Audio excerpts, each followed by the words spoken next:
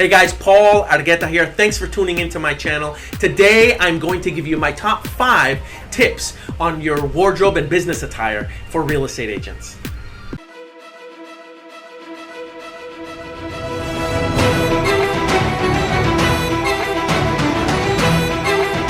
Just some housekeeping before we get started. If you haven't already done so, make sure that you subscribe to our channel. In addition to that, I want you to ring the bell. There's a small little alerts button, and if you press that button, you'll be alerted every time we upload new content. And this content is going to be filled with trainings and useful information that is going to save you time and make you more successful in your real estate career. Now, I got my license at the age of 18, and at that time I only had 2 suits. I had a black polyester suit, and I had a suit that I wore for my high school graduation. It was taupe colored, and I got it from C&R Clothers with my father. It was the C&R store over on Brand Boulevard in Glendale.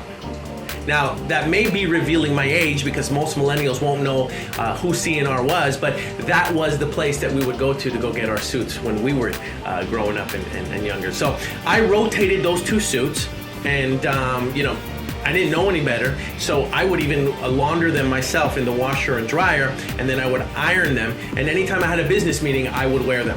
That was my story. And I remember going to business meetings, and I remember going to conferences, rotating those 2 suits, and that's how it was for me. So I do have some experience and some firsthand knowledge of what it's like to start, especially at a very young age, and not really have the right wardrobe or the perceived right wardrobe for this profession. So the first tip that I'm going to give everybody, tip number 1, is to dress for your audience. So if your market is in an area where everybody is wearing suits and business attire, then you want to make sure that you emulate that and that you are also wearing business suits and ties and dressing for the part.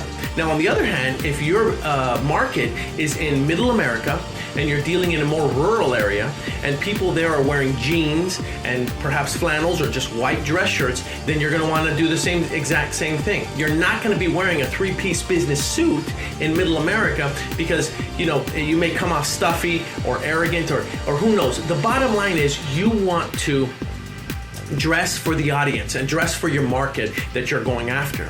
And likewise, if you're marketing properties in a desert community where the temperatures could exceed 100 degrees, okay, you're not going to be wearing a 3-piece suit, right? Chances are they're going to be wearing khakis and golf shirts, maybe some long sleeve shirts, but same thing. You're going to want to make sure that you show up dressing like the community and dressing like the audience that you're going after, okay? If you're in a coastal area, okay, or if you're in one of the islands, okay, and you're selling real estate over on the island of Hawaii, and they're all wearing floral patterned shirts, maybe even on the coast of Florida, and that's something that they're wearing, then you would probably want to wear the exact same thing. So tip number 1, dress for the audience that you're going to market yourself to.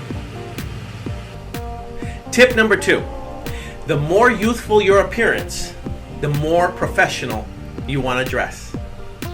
Now, mind you, I got my real estate license at the age of 18. I looked young. Add to the fact that I didn't have a track record of success. I didn't have any sales experience that I could personally reference, okay? These days, all that stuff's verifiable on the web. So if you have a youthful appearance, or if you just look young, or you are young, and you don't have that track record that someone can reference on the internet. In other words, your reputation doesn't precede you. They don't know about your sales history and they can't verify it anywhere. Then you most definitely want to dress more professional. Don't let your youthful appearance, don't let your young age work against you.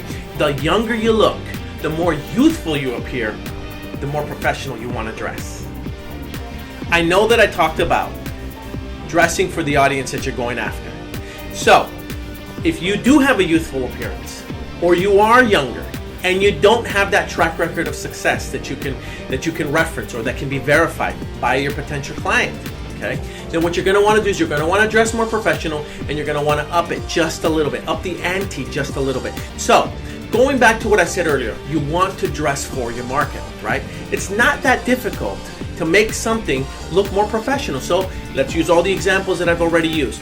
If you're in a business district where everybody is wearing, 3-piece suits, wear the 3-piece suit. Fine.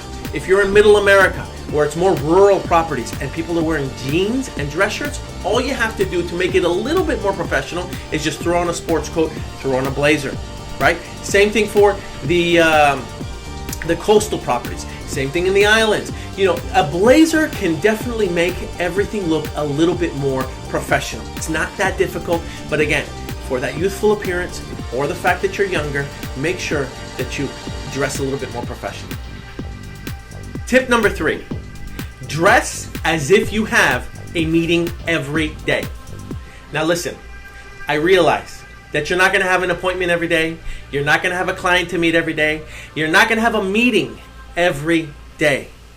But if you go dress prepared, if you go dressed as if you have that meeting and you're in the attire that, again, catering to your audience, and you're ready for that meeting, what that does is it puts you in a position to win, not only mentally, but you're ready, right? And again, I'm a big believer that if you go in there with that mindset, dressed as if you have a meeting, then you know what? The meetings will come. Okay. Now, I know some people don't want to hear the whole law of attraction mumbo jumbo, but again, there's a theory that says if you go to sleep with your gym clothes on, you're more likely to wake up to go to the gym. You have a 70% chance of doing that more often. Okay. So my suggestion is come to the office, or even if you're not working at the office, even if you're staying at home, put on the attire, the business attire that you're going to be wearing for the audience that you're going after, whether or not you have a meeting. Tip number 4, when in doubt, be conservative. Now look, I know that we live in a day and age where more and more people have tattoos, more and more people have piercings, and this is starting to become much more commonplace. I get that and I appreciate that. I also know that your attire is an extension, it's an expression of who you are, and I think that's great.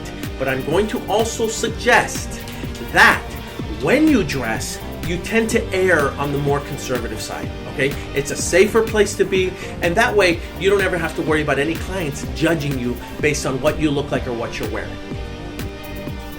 Tip number 5, when you don't have a big budget, rent your clothes. Now, online, there are a wide variety of providers now where you can actually rent an outfit, put it on, wear it, return it, and the following week they'll get you a new one. They're subscription-based services. Even Amazon has them now, and I'll tell you that that's a great way to be able to, without breaking the bank, have a new wardrobe that you're slowly circulating into your attire. So if you don't want to break the bank and you don't have the budget to go out there and buy a brand new wardrobe, I highly suggest you use these rental services that provide you the opportunity to rent your wardrobe for the audience that you're going after.